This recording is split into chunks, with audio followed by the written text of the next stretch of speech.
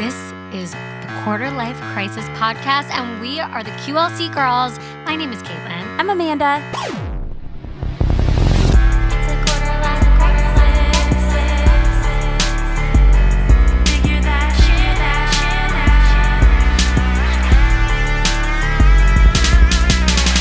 You have the face for a podcast. Welcome, everyone, to the Quarter Life Crisis Podcast. My name is Caitlin. I'm Amanda. Guys, I swear at some point we'll stop. Like, you know, we're in the drawing board stages. What do they say? We're in the writer's room, yes, if you will, of an opening that feels best to us. And just going to try new jigs, see how it fits with my energy, with Amanda's energy. But that's what you're getting today. You better fucking like it. If you don't, you can unsubscribe. No, stay and give here. us a 1-star review. Welcome is too much. Welcome. No, guys, please don't say that. Give us a 5-star review and subscribe. Guys, welcome to Quarter Life Crisis. We are here to talk all things health, wellness, figuring your shit out. And guys, today we have a guest that has not been on for a bit. And she's coming to us solo without her counterpart. We are just getting a lot of female energy today. We're not diving into male energy. It doesn't feel like the time. It's a Sunday. It's the Lord's Day. I refuse to take on that energy of a male. Although your husband's great. Your husband's great. Yeah, but we're just not going to take that on right now. So guys, introducing my friend of the pod, Bailey Dayton Williams. Hey, Bailey. Hi, guys. Hi. I feel like I should sing my name. It's Bailey. Like, you know, yeah. That was cute. And again, if you guys have comments on that, let us know how that was for Bailey. Bailey, elephant in the room. Your hair looks so great. You're going for like a blonde look. What's happening? When did this happen? What's happening? Highlight action with the hair, which is good. This is bringing a little bit of like spring-ishness because I'm waiting for spring to hit like now. Yeah. So I'll be ready next week. That's pretty much it. And it's Wait, what do you mean you'll be ready next week? Spring starts next week. So my hair is just like ready for spring to hit because as soon as it's hitting, I'm in the sun. We're getting, you know, highlight, glowy pictures, all that. I think that's smart. I love that. Amanda, I feel as though you should do a brighter look. Oop, Why are you making that face? I'm making that face because I truly have not touched my hair with color since I think I was 19. So no, That could it be cool. would have been like I was 18. I think it was high school was the right, last so it time sounds I like colored my you're hair. due. Yeah. But I think I've embraced the dark brown. I think it's just who I am and I'm okay with it. Maybe I should like change up the length and maybe the cut for a fresher spring look, but the color. You're like, no. First of all, Amanda. Honestly, do you want to know why? I think it's prideful that my sisters turned gray and I don't have any gray hair. And so I'm like holding on to like my dark hair and be like, yeah, guys, I don't got to do anything. There's no gray in there yet. Okay. That's bad. There's a lot to unpack here. There is a lot to And unpack there. I'd like to begin with the top. So, first of all, no one, and I mean literally no one, is impressed about the fact that you haven't touched your hair since you were 19 or that you're not graying. This is for you. So like it's a pride thing, but like a pride for Amanda. No one else cares. I think, not that anyone asked, that you have such like beautiful light features on your face that the beauty of you is that you can go either way. Like you obviously have beautiful dark hair, but if you went light, just maybe even a light brown, a bit of a situation, I feel as though it would create a brighter energy that you didn't even know you needed. That maybe I can hold on to. I do believe that maybe I do need some lightness in my life. Maybe the dark hair is bringing that like the downer side of Amanda. But I don't know. It's I'd like things to see a keep up curtain with. bang as well. A curtain bang. I've had the curtain bang for a long time. I need to bring it back. I love the curtain bang. Do that. Okay. Yeah. Okay. I'm fine with the curtain bang. The curtain bang is where we're going to start. Yeah. Okay. I guess we can, I'm okay with beginning with a curtain bang. Anyway, Bailey, can we expect any other new looks? Are you dyeing your eyes? Oh, yeah, you can expect plenty of new looks. I am going to go crazy for the month of May because my birthday's in May. As everyone should know, it's a holiday. The whole entire month, I'm just going to be doing the most. So, would you like to give everyone the date and the time you were born? I was born on May 25th around 11. And I think that was in the evening, if my mom is remembering correctly. She's there. Yeah. Yeah. If mom, you can hear me. Yes. So 11 p.m. in the evening, I am a night owl. I am a Jonai baby. And, it's going to be amazing. I love that. So what are the big plans? So, okay, let's take this from the top. We haven't spoken to you in a while. Yeah. You've gone through a lot of life changes, I feel, recently. Actually, not recently, like consistently, I'd say. I'd say that there's always, being in your life, there's always change, whether it's moving apartments or you're about to move states. Like, talk to us about some of those changes and talk to us how you deal with the stress levels that could come up during those times. I would like to start this off with a quote. The only thing consistent in life is change. Snaps. So I have been consistently changing rapidly for about the last 3 years, and everything has just been going kind of like crazy. And sometimes I like wish for like a downtime, but then also I embrace the change, embrace the growth, because everything that's happening is things that I've asked for. So like, I'm happy I have a husband. I'm happy, that we're elevating financially. I'm happy that we're able to move, because the reason why we move is because we need more space, or like our business is expanding, or we got a new puppy, so it's like all good stuff. And even us like moving back to Texas, I get to be closer to my friends. We get to have, more square footage, because cost of living is cheaper. So it sounds like it's a lot, but it's also like, if I wanted it to slow down, I could stop asking for things and the universe could stop providing for me. But why would I do that? Mm-hmm. I love that. Yeah. I feel like I'm super excited. I didn't know you guys were moving back to Texas. I'm so excited for you. Dude, that's exciting. That's huge. It's going to be amazing. And welcome to a state that we went to as well that has no state income tax. I know.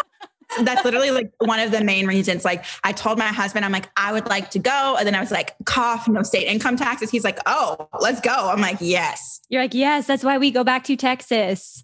That's 100%. Yeah. From the outside, I have only gotten to talk to you like bits and pieces, like on social media, and just watching you from the time that you were on the podcast last time. I feel like there's been an evolution of like strength that you've started showing, of just like being who you are and showing who without apologies. And I don't know if there was like a spark or if there was something, but like I've just been watching it and so in awe of you. So talk to me a little bit about this like progression of like finding yourself and just being unapologetically you. Like, I feel like that's something we've been talking a lot about, of being unapologetically you. And I feel like you're in this like sweet spot of being there, Yeah. No, I appreciate that. Thank you for even like noticing. But I've gotten, like, cause people it's hard, but I've gotten to this point. So when you first got to know me, Amanda, and Caitlin too, we were kind of in this whirlwind of public opinion, and all these random strangers were thrusting their life beliefs on us. And so we didn't really know what to make of ourselves. But as like time goes on, I really this is terrible to say, but I really ran out of fucks to give. And so I was exhausted, and this fear of judgment, just you're kind of like, listen, I'm just going to drop it. And so I'm reading this book now that's called, what is it? The Power of Now, actually. And so it's like, how do you decide to be done, with stress? And it's like, you just decide, like, you just drop it. You realize that stuff is too heavy. I can't carry it all. And I just dropped it. And so whenever I did that and I realized like, hey, I'm just going to be me and people can either take it or leave it, it's been freeing. But people have also been noticing and like, hey, we like this Bailey so much better. So I'm like, oh, thank God, because I'm tired of trying to pretend to be somebody else. For those of you that are trying to order that book, it's called The Power of Now by Eckhart Tolle. It's like one of the first books I ever read when I started this journey. And it's a great book. Okay, guys, you know that we have talked a lot about quarter life crisis issues dealing with our skin.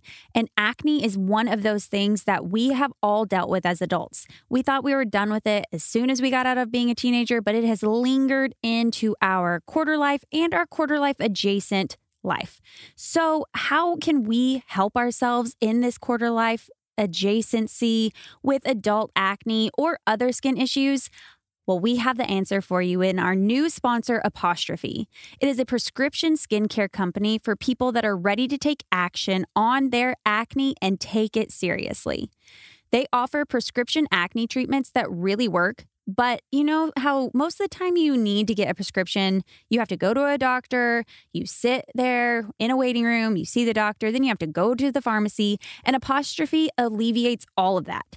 Apostrophe makes it easy to see a board-certified dermatologist online. You'll get treated immediately, and your medications are delivered to your home. All you have to do is fill out Apostrophe's online questionnaire about your skin concerns and medical history. Then just snap a few selfies, and your dermatologist will get back to you with a customized treatment plan tailored just to you. It's also good that if you're looking for a topical or an oral, those are also available from Apostrophe. Whenever I went on and took my skincare test, I was really excited that it's not just about acne because my personal skin goals are for dark spots from acne previously and also fine lines. So they're there to treat everybody's skin concerns. I loved also that I was getting to talk to a real dermatologist, a licensed, board-certified dermatologist to help me really get to the bottom of what my skin issues are to be able to help me externally and internally. So if you want to try Apostrophe, you can get $15 off your first visit with a board-certified dermatologist at apostrophe.com/QLC and use our code QLC. This code is only available to our listeners. To get started, just go to apostrophe.com/QLC and click Begin Visit. Then use the code QLC at sign up and you'll get $15 off your dermatology visit. That's apostrophe, apostrophe.com/QLC and use that code QLC to get your dermatology visit for $15 off. And we thank Apostrophe for sponsoring the podcast. I'm curious, Bailey, because I mean, obviously I know you on a deeper level. And I know that I'm so happy to hear, Amanda, that her strength, that Bailey's strength is, coming off on social media. I think that that's a testament to a good influencer, quote unquote. But I want to know, Bailey, if you wouldn't mind like sharing a bit of like, what are some things that you might struggle with? And then how do you come back from that? Because again, like we have such public lives and yours is even more public than mine, I'd say. I mean, you have a YouTube channel, you have the Penthouse, you have your husband that is completely like invested in changing the world in a particular way that has to show his life. So what are some of the things we don't see that are maybe challenges that you work through? Like, let's get the relatability, aspect of it. Yes. So actually so much. So part of being in the public eye, like you said, comes with all of that noise. And like, that's what I'm just going to call it. Like I have a hard time sometimes being present and tuning out the noise. And that really sucks for me because before I got this whole TV stuff, I was a big yoga head. I love my meditation. I like to just like relax and enjoy the moment. And since all of this stuff has been happening, I find myself kind of frozen. Like the anxiety takes over me and I'm not getting as much done or I'm not spending as much quality time with myself. Like sometimes I'll sit and just watch Netflix for hours because I just can't do anything else. And so that part really sucks. And I hate comparing myself to other people. So I try not to. Influencing is bad because you always want to look like the next person or have as many followers or whatever. So it's just teaching myself like not to compare my life, not to compare my productivity to my husband. That man is a freaking battery driven crazy. And I'm not. I'm going to lay in bed and I am going to sleep for 8 to 10 hours. And he doesn't do that. So a lot of it is mental. I struggle a lot with like just being confident in Bailey, not comparing myself to others, and really just like knowing that my journey is mine. Yeah. I think you bring up a really solid thing that I've never thought about as far as your relationship is concerned, which is I can't imagine how debilitating it must feel as someone also who needs rest, who can I would like to think I'm like an introverted extrovert. Like I can give and give and give and be the life of the party and all the shit, but I need to then recharge and be by myself for a very long time in order to feel that way. So I can't imagine having a partner that is like, I think it's inspiring, like basically on fucking crack, like working all the time. Yes. And then it's like, wow, I need to rest. And there could be like a guilt thing there if you're in the act of comparison. Yeah. I can't imagine. I'm like, so another thing is this, I've had to like teach myself because I'm a nurturing partner. I'm very on guard. So if he needs anything, I'm like, what do you need, babe? I'm very like that person. So I've had to teach myself that, Bailey, you can't be available 24/7 because his schedule is haywire. You have to be able to put yourself first so that when he does need something, you can actually do it versus like having a meltdown. So that's been hard, but it's also been like good for me because now I'm like, I can create my own schedule. And I can do my own stuff. I spend a lot of time alone because he's in his zone and I don't need to sit here the whole time that I'm alone anticipating that he's going to need something. No, get your own stuff done. And then if he does need something, take, on that as it comes. Don't just like have this fear of like, oh my God, what's going to happen if he no, but that psychological warfare is there for me because I want to make sure that I'm being like a good wife, but I need to make sure that I'm taking care of myself too.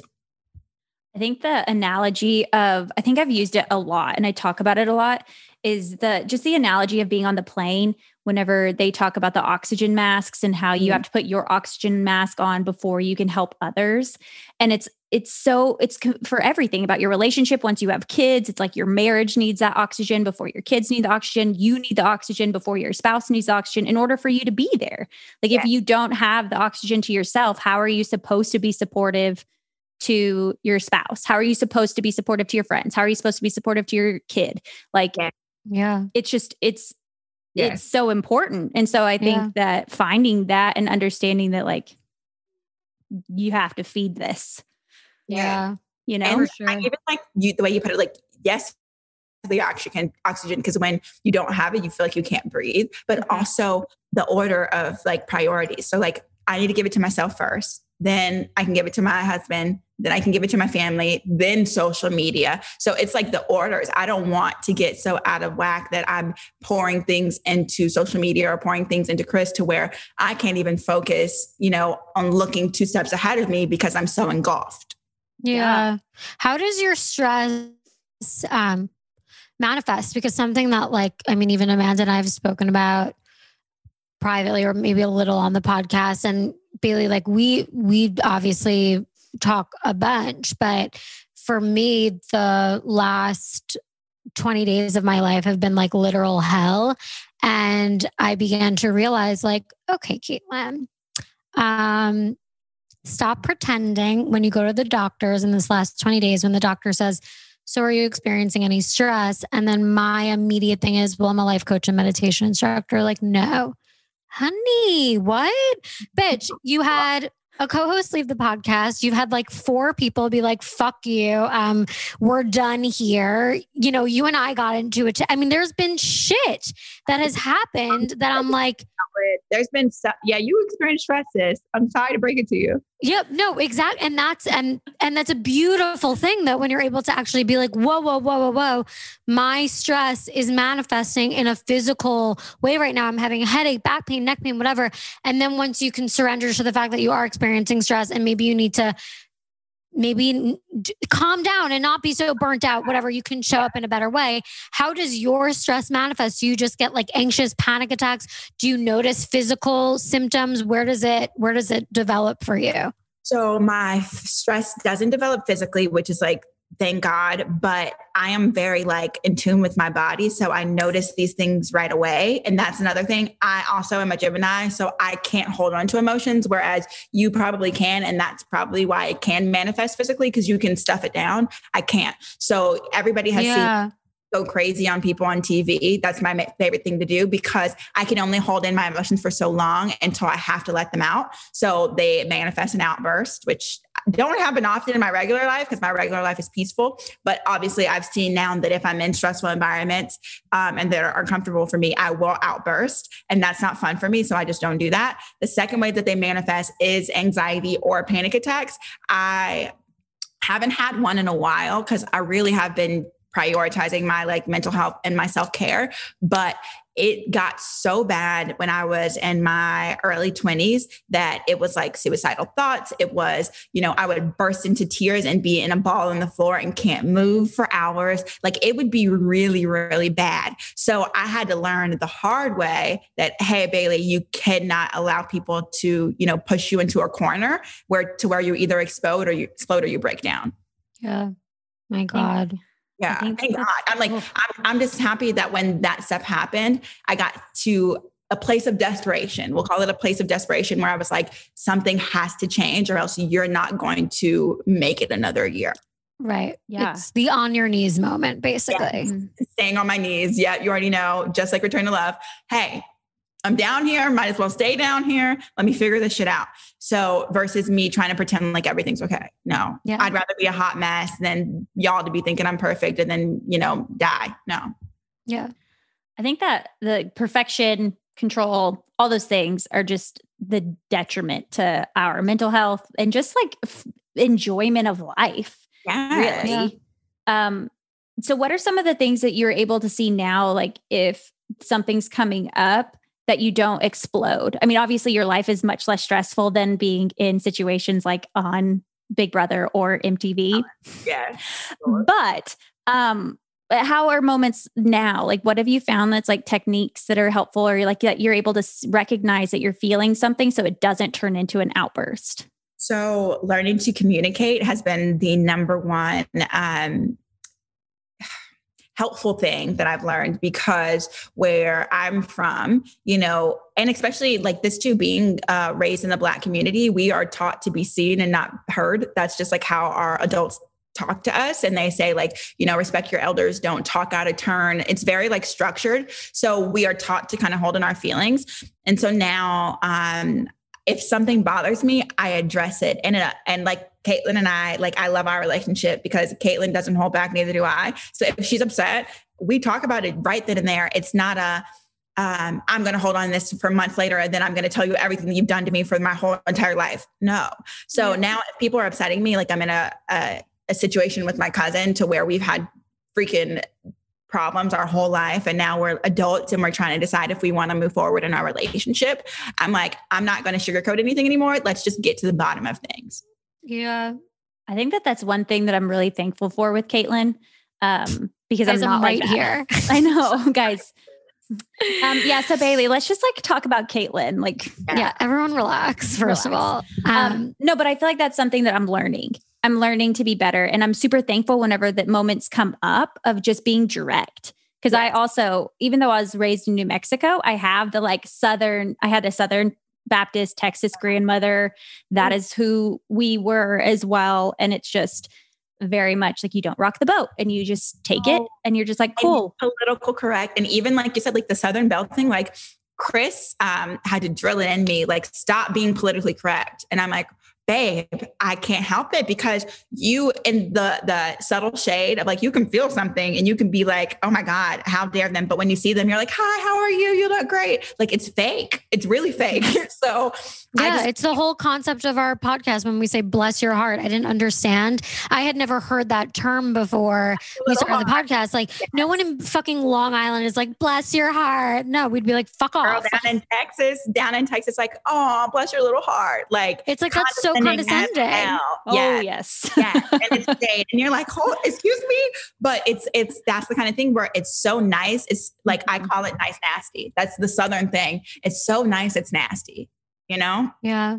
There's so many cultures in which like everyone needs to just like, I would say out of my entire experience of meeting so many people throughout the world, different backgrounds, the Jews, that's just one thing we don't do. Like as far as like, we respect our elders as far as like, the grandparents, the bubbies, like all of that stuff. But like, my God, I had a really, really close friend growing up who was Asian. And it's like that community in itself, my God, like the Tiger Moms and all of them, like completely like push it down, deliver in the best way you can, academically, professionally, whichever way it may be.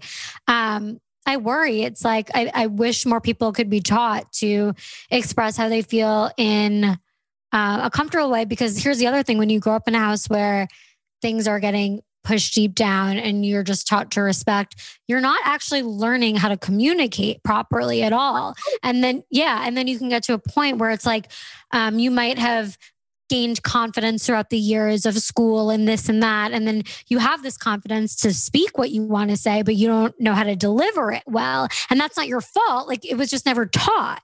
And your value.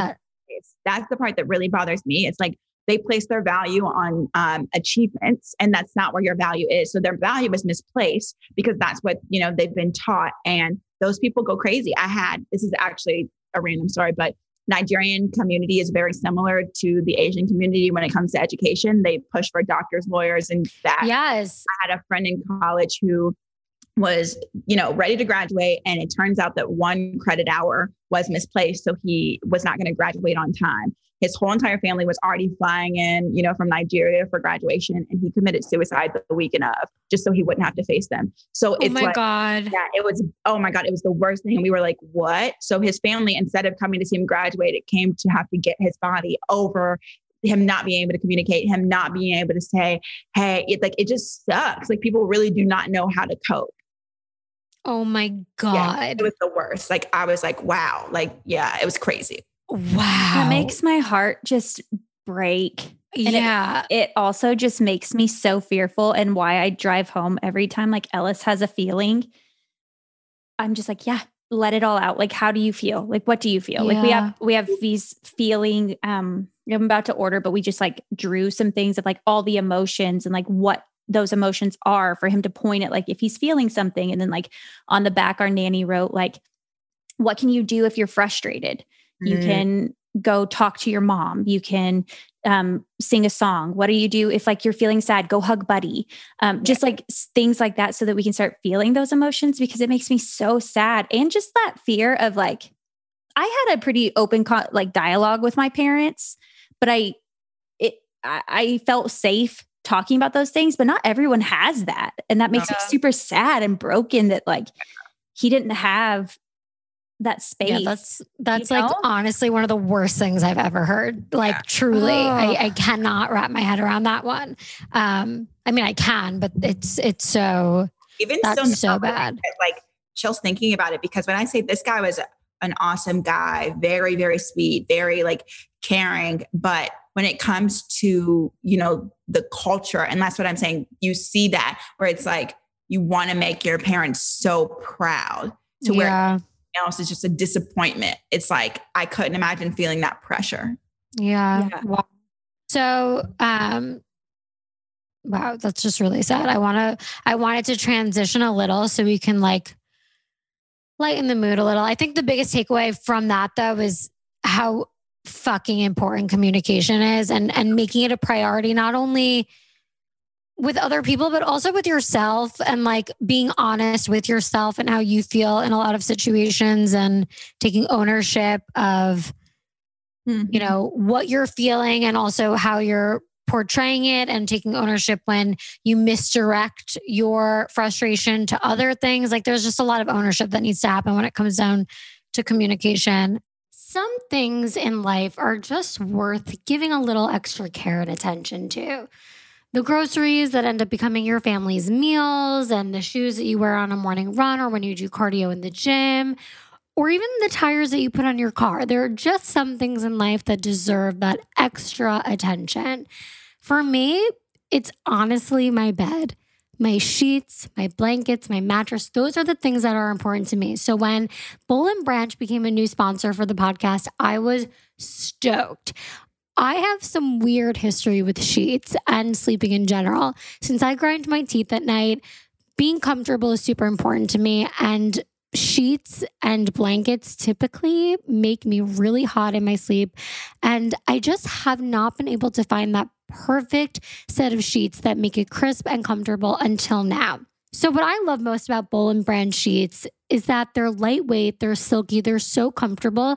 And I honestly have not woken up in a night sweat since I've started using them. I also got actually a set of Boll and Branch sheets for my parents, and they're loving it so much too. It comes in really beautiful packaging. It's just a super nice gift. And luxury sleeping items is just like honestly the move for 2021. These sheets are made to a higher standard. They're 100% organic cotton, ethically produced, and they pay attention to every single detail.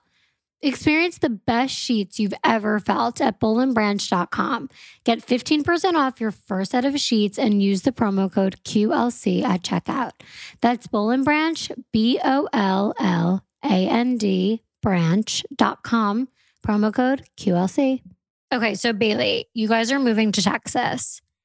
What is the plan? Like, what are you most excited for? Aside from being close to your family, like, that's just such a big move. I would have never thought a few months back when we were celebrating the fact that you guys moved into a new penthouse that we would be here so fast. And okay, so I'll tell you the plan, but that's also like such a frustration with my life, but like it's a good frustration to have. Chris and I are very fast. So once we make up our mind to do something, it's like, why wait? So that's the part that's kind of like hard because it's like, we have not been able to settle in a place, which is also leading to why I'm so excited about Texas, is because we actually this past weekend, we found a plot of land that we really like. And so our goal is to move down to Texas, purchase this plot of land, and then start our plans to be able to build our house that we're going to, want to raise our children in. So that means that I will have a permanent home, at least for a little bit. And that's like so good for me because I need routine. I need to be able to settle down. I want to be stable. So stay in a place downtown until our house is being built.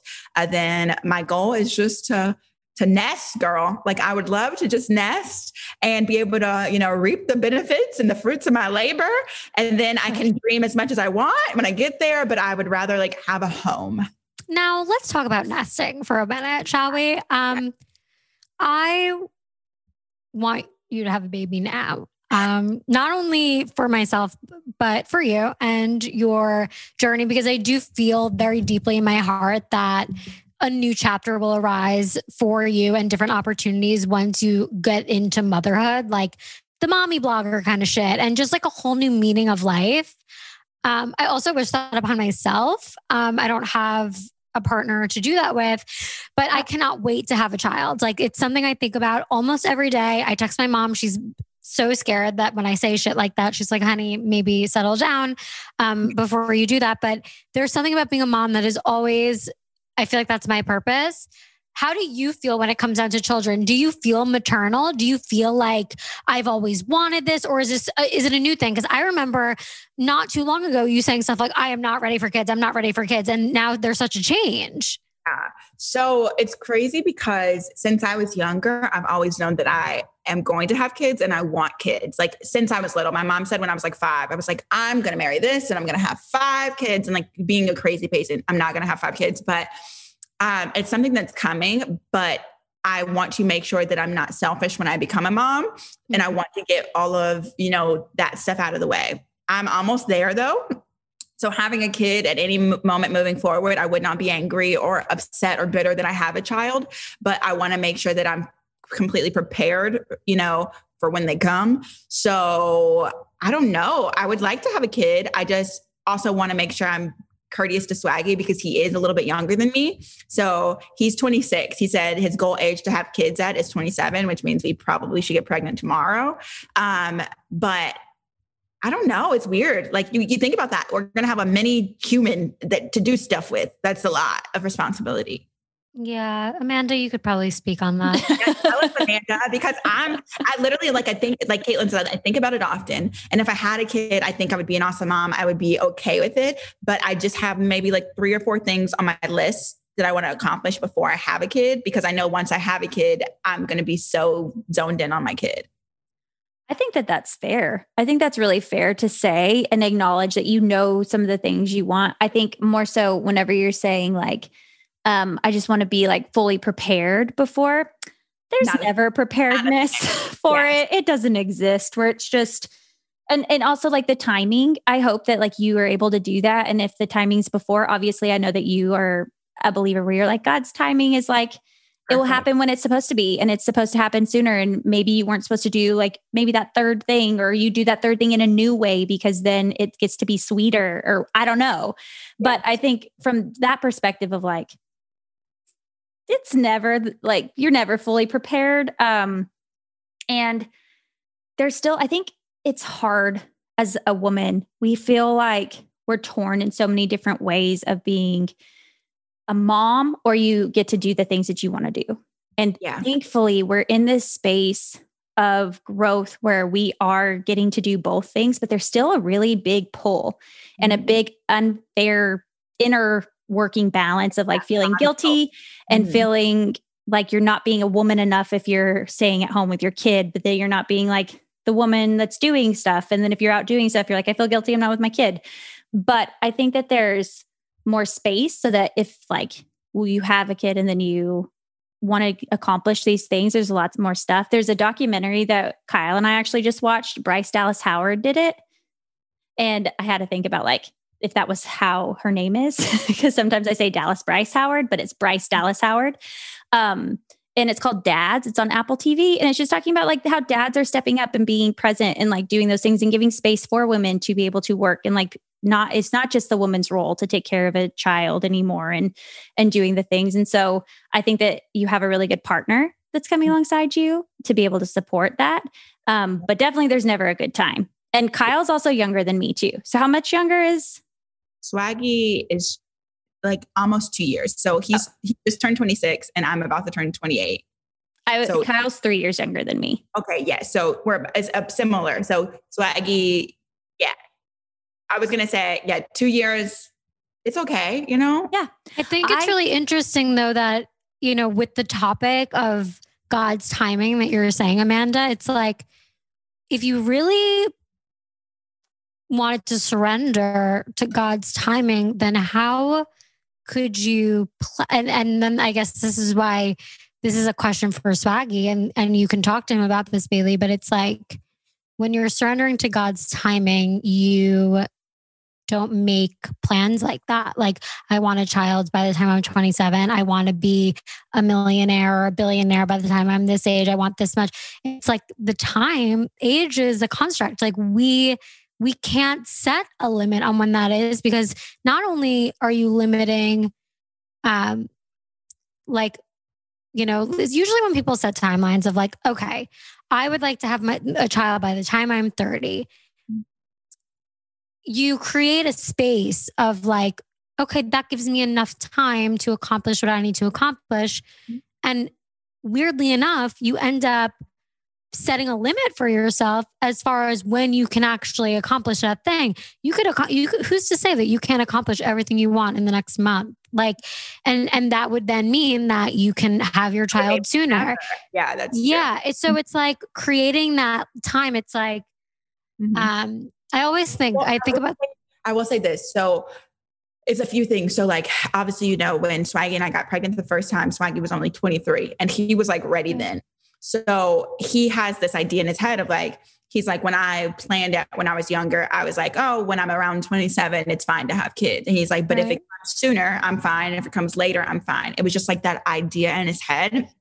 And it's also like, he's very odd. He has no preference. So it's kind of like left on me, which makes me feel very like, oh crap, you know, like what if I decide I don't want to have kids till I'm 35? Or what if I decide I want to have a kid tomorrow? I really don't feel like he would care either way. I just feel like for me, I don't want to deprive him of his youth, but I guess boys are different. Like, I don't know, because you don't have to carry this child in your tummy. It's not going to really change your life at all. Like, besides like financially, which you're okay. So it's like, I just don't know if they handle it the same way girls do. Like, if I have a baby, my whole life has changed versus guys.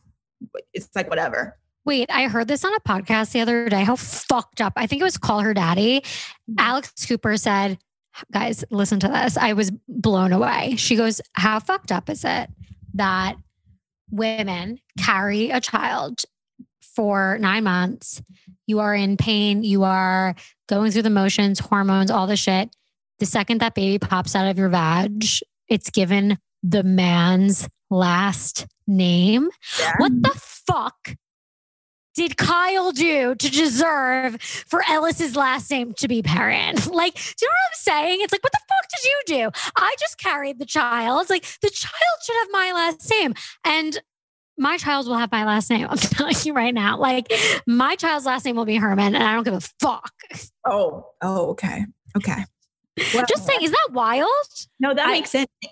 Yeah. It's hard because it's like, when you like think about it, you're like, wait, what the hell? But then you think about like our society and how like, sure, you know, like it's like, we're just allowing this system of patriarchy and all of this shit. And I was too, because back in the day, and let me say this, and like people can judge, I don't care. Back in the day, when women literally did nothing and like their only job was to be a mother, it was like the guy's financial responsibility. So you're like, hey, I'm going to give this baby your last name because you're going to take care of him. And like, that's like, you know what I'm saying? And like, at this point in my life, I could technically take care of a child by myself, but I would not want to. So I'm going to go ahead and give the last name to the father, and you're going to pay all the bills. And I'm okay with that. Like, it's fine.